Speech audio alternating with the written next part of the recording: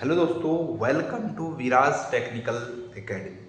दोस्तों, आज का हमारा टॉपिक होगा कूलॉम्स लॉ की वैलिडिटी पे या कूलॉम्स लॉ के लिमिटेशन पे कि कूलॉम्स लॉ को हम कहाँ कहाँ लगा सकते हैं, कहाँ कहाँ अप्लाई कर सकते हैं। तो कूलॉम्स लॉ आपको पता है कि दो चार्ज पार्टिकल जब आर फिक्स डिस्टेंस पे रखे जाते हैं और उनके बीच एयर वायु या वैक्यूम निर्वात हो तो उसके लिए फॉर्मूला आता है 1/4πε0 Q1 Q2 upon R square.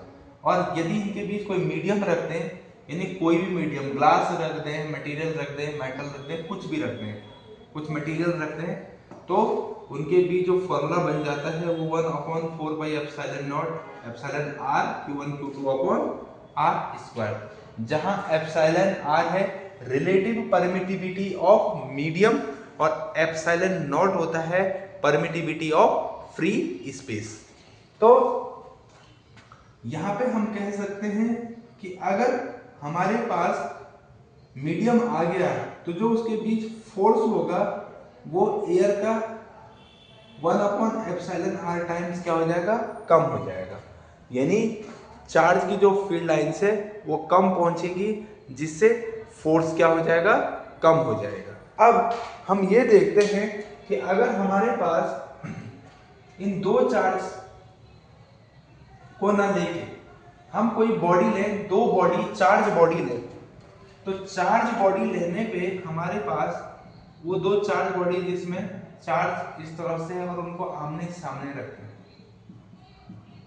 तो अगर हम इनके सेंटर से देखें, ये बॉडी अलग और ये बॉडी अलग, तो जैसे ही ये चार्ज बॉडी आमने सामने आएंगी तो इनमें रिपेलिंग का फोर्स क्या होगा, लगेगा। यानी चार्ज दूर दूर भागेंगे।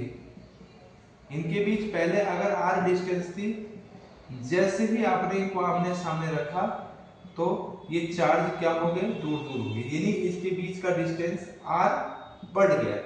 इसका मतलब आर डैश क्या हो जाएगा, आर।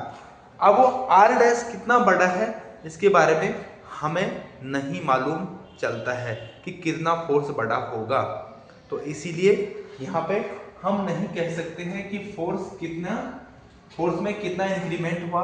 इसलिए किसी भी चार्ज बॉडीज पे अपना कूलॉम्स लॉ नहीं लगता है। दूसरा केस, यदि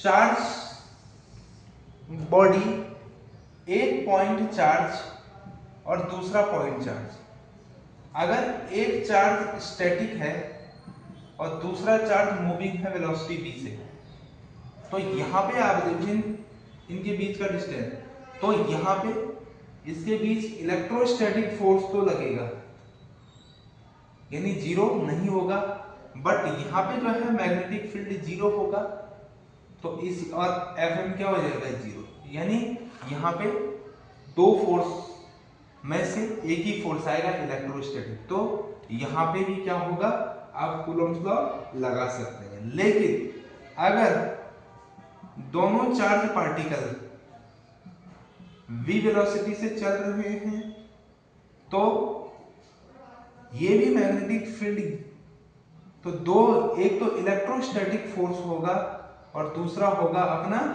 मैग्नेटिक फोर्स, तो दोनों का जो रिजल्टेंट होगा वो Fe² और Fm² कुछ आएगा, जो कि हमारे पास फिक्स नहीं है। यानी इलेक्ट्रोस्टैटिक फोर्स में कुछ इंक्रीमेंट हो सकता है, यानी होगा, तो जिससे हम ये नहीं बता सकते हैं कि इनके बीच कूलॉम्स लॉ, यानी जो निश्चित अमाउंट का फोर्स है, सर्टेन अमाउंट का फोर्स है, इलेक्ट्रोस्टैटिक नहीं बल्कि मैग्नेटिक फोर्स भी आएगा, तो यहाँ भी कूलॉम्स लॉ वैलिड नहीं होगा।